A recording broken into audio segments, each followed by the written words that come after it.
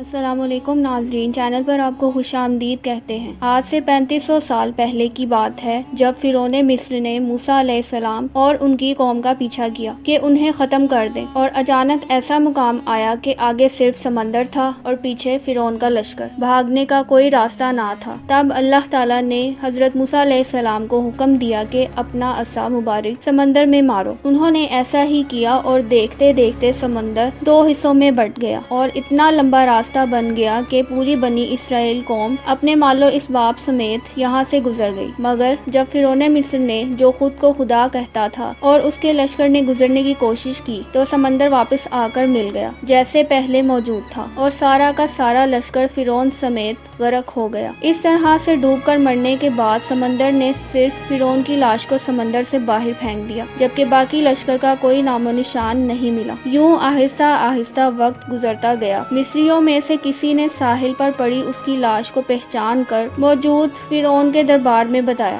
سو فرعون کی لاش کو محل پہنچایا گیا۔ درباریوں نے مسالے لگا کر اسے پوری شان و شوکت سے اور احترام کے ساتھ تابوت میں رکھ کر محفوظ کر دیا۔ کمال کا اتفاق ہے کہ پوری زمین پر اس وقت صرف ایک وہی قوم تھی جسے مسالے لگا کر لاشوں کو محفوظ کرنے کا ہنر آتا تھا۔ ایسا لگ رہا تھا کہ اس قوم نے اس دن کے لیے ہی یہ سیکھا تھا۔ فرعون مصر کی لاش کو مسالہ لگا کر محفوظ کرنے کے عمل کے دوران ان سے ایک غلطی ہو گئی، اور وہ غلطی یہ تھی کہ فرعون کیونکہ سمندر میں ڈوب کر مرا تھا اور مرنے کے بعد کچھ عرصہ تک پانی میں رہنے کی وجہ سے اس کے جسم پر سمندری نمکیات کی ایک تہ جم گئی تھی۔ سو مصریوں نے اس کی لاش پر نمکیات کی وہ تہ اسی طرح سے رہنے دی اور اسے ایسے ہی مسالہ لگا دیا۔ وقت گزرتا گیا، زمین و آسمان نے بہت سارے انقلاب دیکھے، جس کی گرد کے نیچے سب کچھ دب گیا، حتیٰ کہ فرعونوں کی حنوط شدہ لاشیں بھی زمین کی تہوں کے اندر چھپ گئیں۔ ان کے نام صرف کتابوں میں رہ گئے اور ان کی تعمیرات اور شان و شوکت لوگوں کے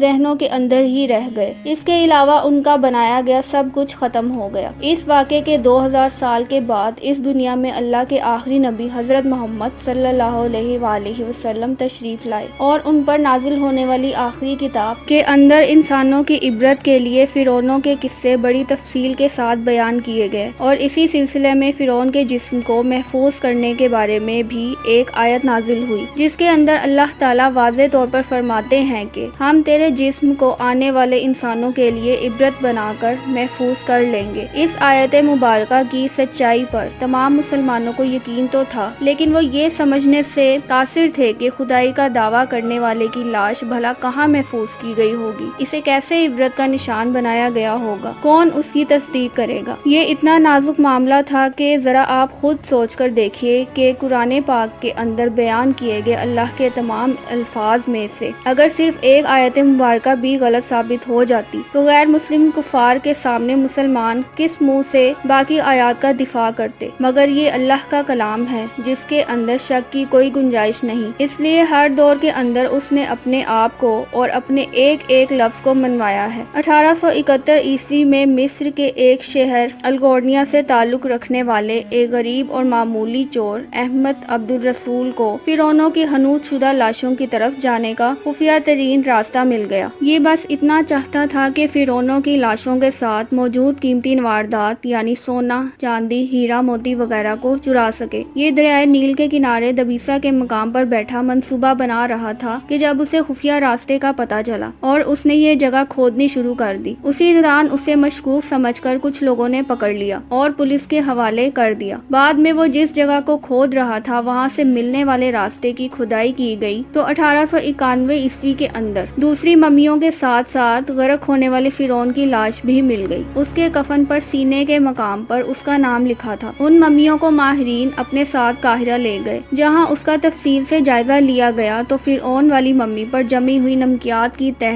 سے اس بات کی تصدیق ہو گئی کہ یہ وہی فرعون ہے جسے پانی میں غرق کر کے نشان عبرت بنانے کا وعدہ کیا گیا تھا۔ پوری دنیا میں کھلبلی مچ گئی۔ اس کی تصدیق کے لیے پوری دنیا کے آثار قدیمہ کے ماہر اور سائنسدان مصر کی طرف چل پڑے۔ الگ الگ سائنسی ٹیسٹ کرنے کے بعد دنیا بھر کے سائنسدانوں نے تصدیق کر دی کہ دوسری سب لاشوں की निस्बत सिर्फ इस एक फिरौन की लाश पर ही समुद्री नमकियात की तह जमी हुई है, जिसने उसे महफूज रखा और गलने सड़ने से बचा रखा। इस तस्दीक के बाद उसे फाइनली फिरौन की लाश करार देकर म्यूजियम के अंदर महफूज कर दिया गया। 1983 ईस्वी में ये मम्मी खराब होने लगी तो उस वक्त की मिस्री हुकूमत ने फ्रांस के कमक को दरख्वास्त की उसे खराब होने से बचाया जाए और जदीद साइंसी इंस्ट्रूमेंट्स की वजह से उसकी मौत की वजह को भी मालूम किया जाए। चुनाचे मिस्री और फ्रांसीसी हुकूमत ने मिलकर उस मम्मी को फ्रांस ले जाने का इंतजाम किया। जब फिरौन की लाश को फ्रांस पहुंचाया गया तो एयरपोर्ट पर उस दौर की फ्रांसीसी सदर बजाते खुद हुकूमत के तमाम आला ओहदेदारों, तमाम वज़रा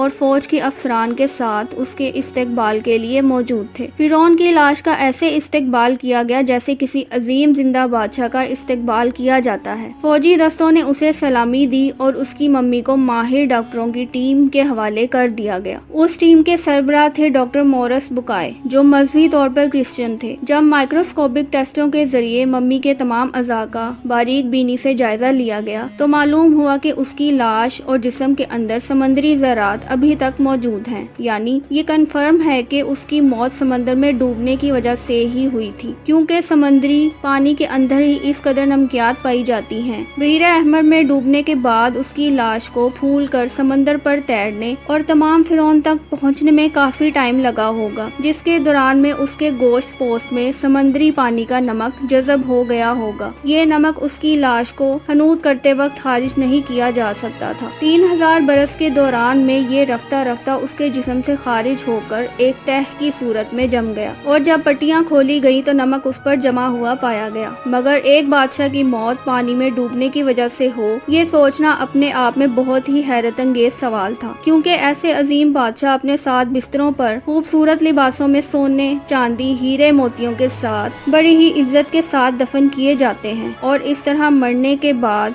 दफनाने तक उसकी शान और शौकत उसी तरह कायम रहती है जैसे जिंदा बादशाह की। डॉक्टर मोरस के लिए भी ये एक हैरत की बात थी और उसी हालत में उसने इस मम्मी के बारे में मजीद जानने की कोशिश की तो उसे मालूम हुआ कि उस बादशाह की मौत के हालात मुसलमानों के नबी हजरत मोहम्मद सल्लल्लाहु अलैहि वसल्लम पर नाजिल हुई किताब कुरान पाक के अंदर आज से 1400 साल पहले तफसील से दर्ज है। उसे पता था कि जहाँ से ये लाश मिली है वो एक इस्लामी मुल्क है। चुनाचे वो मिस्र पहुंचा, क्योंकि ये एक साइंसदान था, इसलिए उसने मिस्र के एक साइंसदान से मुलाकात की जिसने उसे कुरान पाक खोलकर सूरह यूनुस की आयत नंबर 90 ता 92 का तर्जमा लफ्ज ब लफ्ज सुनाया, जिसमें फिरौन की खुदाई का दावा, उसका पानी में डूबकर मरना और फिर पानी से निकालकर उसकी लाश को महफूज करने का वादा अल्लाह ताला ने वाज़े तौर पर किया हुआ है। इन कुरानी आयात का इशारा बिल्कुल वाज़े था और सिर्फ एक जानिब था कि तुझे मैं मरने के बाद आने वालों के लिए महफूज करके इबरत का निशान बना दूंगा। सो जब डॉक्टर मोरस ने उन कुरानी आयात का तर्जुमा पढ़ा तो बेइख्तियार चिल्ला उठा कि बिल्कुल कुरान सच्ची किताब है, इसका एक एक लफ्ज और अल्लाह के पैगंबर हजरत मोहम्मद मुस्तफ़ा सल्लल्लाहु अलैहि वसल्लम सच्चे हैं। उसी वक्त कलमा पढ़ा और मुसलमान हो गया। कदीम मिस्र के उस फिरौन को आम तौर पर एक तिलिस्माती बादशाह के रूप में पेश किया जाता है जो बड़े रोबो जलाल वाला और मजबूत जिस्म का मालिक था, लेकिन तवील साइंसी तहकीक के बाद अब उसकी असलियत दुनिया के सामने आ गई है, क्योंकि माहिरीन आसारे कदीमा, तारीख दानों और साइंसदानों और मेडिकल साइंस के माहिरीन ने मिलकर मिस्री शहर के अंदर फिरौन के मकबरों के शहर में मौजूद ढांचे पर जदीद टेक्नोलॉजी से रिसर्च की तो सुपर कंप्यूटर की मदद से 2000 जज्बाई नकूश के जरिए उसके जिस्म के खदो खाल की तस्वीर को तैयार किया तो मालूम हुआ कि ये फिरौन कदरे नाजुक जिस्म का मालिक था। उसका बायां पांव टेढ़ा था और बीमारी और कमजोरी की वजह से वो एक छड़ी के सहारे चलता था। उसके बाप और माँ के DNA के नमूनों से ये भी साबित हुआ है कि उसके माँ बाप आपस में बहन भाई थे। माहिरीन का कहना है कि उस फिरौन की जिस्मानी खामियों और कमजोरियों की भी वजह यही थी कि उसके माँ बाप का आपस में दरअसल भाई बहन का रिश्ता था। ये फिरौन आज से तकरीबन 3500 साल कबल मिस्र का बादशाह हुआ करता था और उस वक्त की रस्म के मुताबिक हर बादशाह की लाश के साथ शाही सामान में रहने वाली कुछ चीजें भी साथ दफन कर दी जाती थी। फिरौन की लाश इबरत के लिए ऐसे महफूज करके दुनिया के सामने रख दी गई है कि आज इंटरनेट पर, अखबारों, टीवी चैनल्स पर करोड़ों अरबों इंसानों की आंखों के सामने काबिले तर्स हालत में मौजूद है। किस लिए? इबरत के लिए, ये सोचने के लिए कि इबादत के लायक और ہمیشہ رہنے والی ذات صرف ایک ہی ذات ہے، جو کہ سب کا خالق ہے، جو کہ سب کا مالک ہے، سب کا رازق بھی ہے۔ اور اگر دنیا کے انسانوں میں واقعی کوئی خدا موجود ہے تو اپنی قوم کو تباہ ہونے سے پہلے خود کو اللہ کے عذاب سے بچا کر دکھا دے۔ اللہ سے دعا ہے کہ وہ ہمیں ہر قسم کے فتنوں سے محفوظ کر کے نبی آخری الزمان صلی اللہ علیہ وآلہ وسلم اور اہل بیت کا سچا عاشق بنائے۔ ویڈیو کیسی لگی اپنی رائے سے آگاہ کرنا مت بھولیے گا۔ ملتے ہیں ایک نئی ویڈیو کے ساتھ، تب تک کے لیے اپنا بہت خیال رکھیے گا۔ ویڈیو کو لائک کریں اور چینل کو سبسکرائب کریں اور بیل آئیکن کو پریس کر دیں۔ شکریہ۔